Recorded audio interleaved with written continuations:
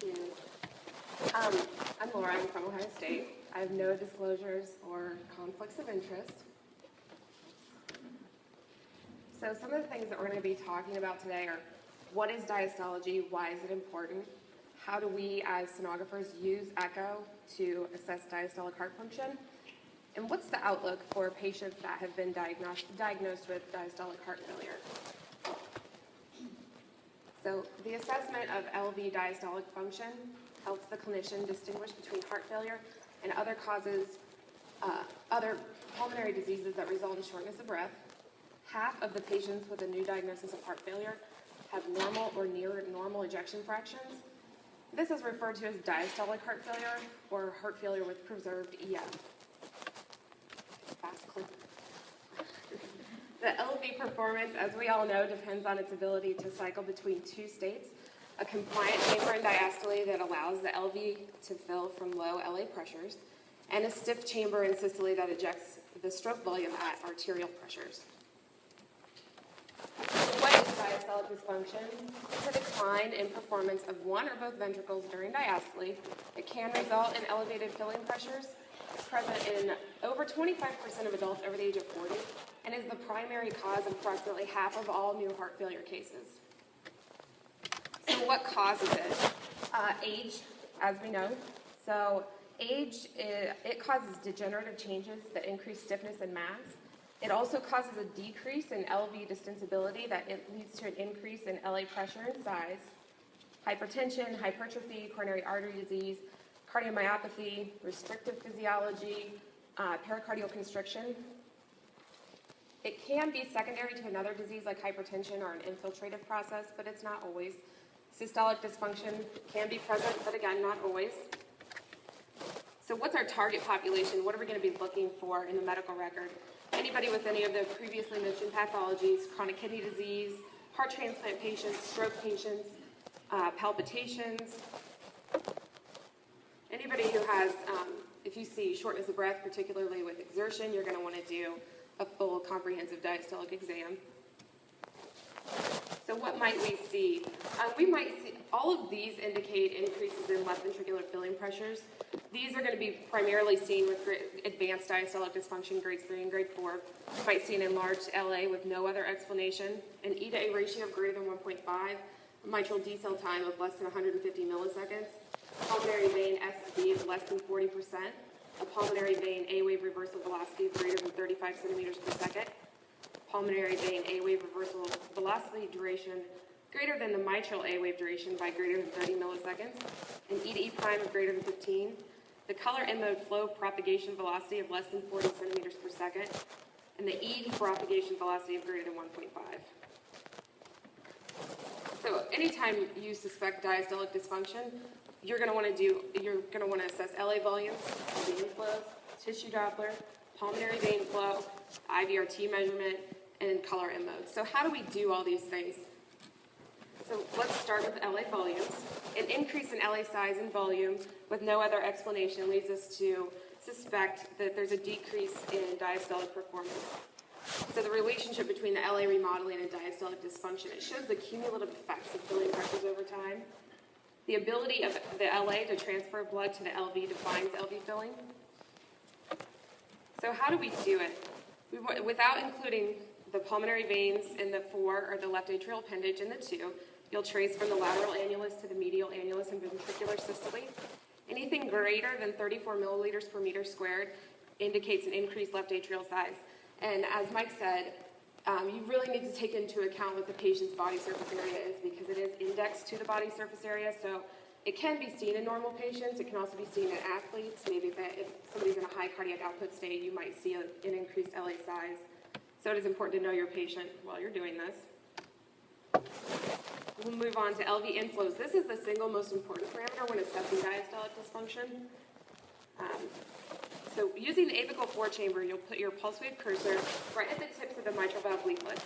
The goal here is going to be to find the tallest E wave, and it should correlate with the E wave velocity that you get in the continuous wave. The E and A should be discernible. If they're not, check to see where your sample volume is placed. So the top image, you're too far below the mitral valve leaflets.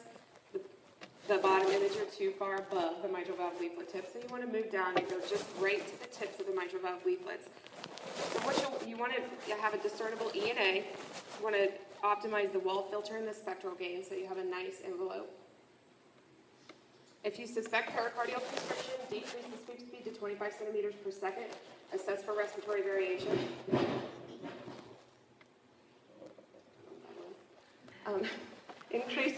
Once you've done that, go ahead and increase the sweep speed back up to 100. This is where you're going to measure the E and A. The E to A ratio reflects the LA to LV gradient in early and late diastole, and it helps define the stages of diastolic dysfunction. A normal E to A ratio is between 1 and 1.5. You'll also measure the decel time here. The normal is 160 to 240 milliseconds. Another measurement that you can make here is the A wave duration measurement. This is made by essentially just measuring the width of the A wave. So a shortened A wave, when compared with the pulmonary vein atrial reversal wave, also indicates elevated filling pressures. So you want to make sure you have a clearly separated E and A, and then make your measurement right at the baseline. Another way to estimate LV filling pressures is by using tissue Doppler, by using the E to E prime ratio. The E to E prime predicts filling pressures in the setting of abnormal diastolic function. The E prime velocity depends on LV relaxation. In diastolic dysfunction, the E prime is independent of preload. And it can also help us distinguish between restrictive cardiomyopathy and constrictive pericarditis. You'll see three signals here. You'll use the basal segments that are proximal to the mitral valve annulus. The S signal is going to be systole towards the center of the LV. The E is the early filling away from the center at the start of diastole, and the A is the atrial contraction away from the center at end diastole. Ratios of less than 8 are considered normal left ventricular end diastolic pressure. 8 to 15 are moderately increased LV-EDP, and greater than 15 is indicative of high LV-EDP. This patient's E to E prime was 9.08. This patient has known pseudo-normalization. We'll kind of keep seeing these images as we go throughout this. Pulmonary vein flow is also crucial when assessing diastolic dysfunction. This will be obtained from a 4-chamber view. So by using color as your guide, you'll place the pulse wave cursor about 5 millimeters into the right upper pulmonary vein. You'll see the S, the D, and the atrial reversal waves here. You can also measure the atrial reversal wave here. You'll measure the duration of it. When it's a ratio of greater than 1, when compared with the mitral valve A duration, is considered normal. And again, this is the same patient that we just saw. Her ratio is 0.83, so abnormal. The isovolumic relaxation time is also a measurement that we can make while assessing diastolic function. Provides insight into the rate of early diastolic LV relaxation. It measures the duration of relaxation prior to the mitral valve opening. When left atrial pressures are elevated, the mitral valve opening will occur earlier and the IVRT will be shortened. By using a modified apical 4, so you'll see the LV inflow and outflow at the same time, you'll place your pulse wave sample volume just between the inflow and the outflow so the mitral and the aortic flows can be captured simultaneously. You'll measure the time from the middle of the aortic closure click to the onset of the E wave of mitral flow. Normal is 70 to 90 milliseconds. So color M mode, the transmitral flow propagation velocity. This measurement reflects elastic recoil. It gives us the rate of early diastolic LV relaxation. It can also be used to estimate pulmonary capillary wedge pressures. So from the 4-chamber view, you'll put the M-mode scan line through the center of the LV from the mitral valve to the apex. You shift your color baseline to lower the Nyquist limit so the highest central velocity jet is blue. Turn the color gain down to just below saturation and turn the M-mode on. You'll measure along the first aliasing velocity going approximately 4 centimeters into the left ventricle, or from the slope of transition to from color to no color. Anything greater than 50 centimeters per second is considered normal. It's probably important to remember that this should never be used by itself to determine diastolic dysfunction. You shouldn't just say, okay, based on this slope and this slope alone, they have grade 3 diastolic dysfunction. You can't really use it with normal EF, so it's kind of hard to use with a lot of the new patients that have been diagnosed with heart failure. So you want to do this in addition to everything else that you're going to be doing. This shouldn't be used by itself. So now that we have gone through diastology 101, we'll go on to 201, which is Valsalva maneuvers. How do we do them? When should we and when shouldn't we do them? Because LV filling patterns are preload dependent, we need a way to temporarily alter the cardiac hemodynamics. So if your patient's symptomatic, if they have an inexplicably large LA, if you think it's pseudo-normal, probably go ahead and just do a Valsalva. So in the pseudo-normal stage of diastolic dysfunction, the Valsalva is going to, it'll help us pull out the impaired relaxation pattern. It causes a moderate increase in filling pressures that's superimposed on delayed relaxation. By lowering the preload, the delayed relaxation pattern is unmasked. So during a Valsalva, a decrease in the E to A ratio of greater than 50% is a useful indicator of elevated filling pressures. The goal here is to grow an A wave. So we know it's hard to do this during a bubble study. It's going to be hard to do this while you're trying to do Doppler too. A lot of patients can't do a Valsalva, or they don't understand what you mean when you say you want them to do a Valsalva. So a lot of times I'll put my hand on their belly and tell them to push my hand away with their stomach muscles. If that doesn't work, I'll try and tell them to bear down. You can use isometric exercises, sitting up, standing down, leg raises, squeeze a ball, hold a washcloth, squeeze a washcloth.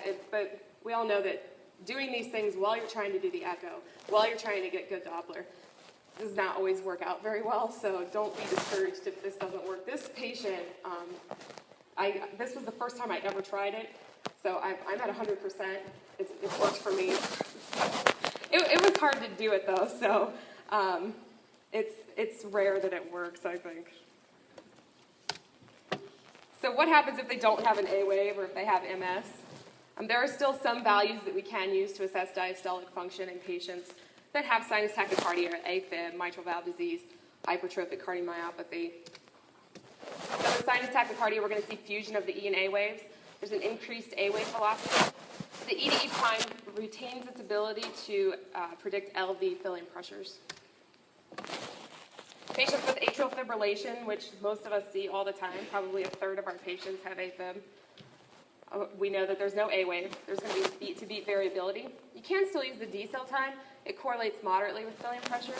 Anything greater than less than 150 milliseconds indicates elevated filling pressures, but it also indicates a poor prognosis for that patient. You can use the E to E prime ratio. It does retain its value in patients with AFib. A ratio of greater than 11 indicates, it corresponds with an LVEDP of greater than 15. Patients with mitral valve disease, mitral stenosis has its limited Doppler value. The E to E prime is not useful. This is where the IVRT measurement can come in and help us out. So the shortening of the IVRT and the increased mitral E wave velocity does correspond to a mean left atrial pressure. Ratio of less than 2 suggests elevated left atrial pressures. Patients with mitral regurgitation, there's increased compliance of the LA and the LV.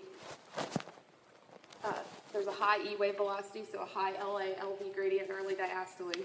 The E to E prime is useful in patients with depressed EF, but we can also use the IVRT here. So the ratio of the IVRT is the time difference between the mitral valve peak velocity and the annular E prime is useful with these patients.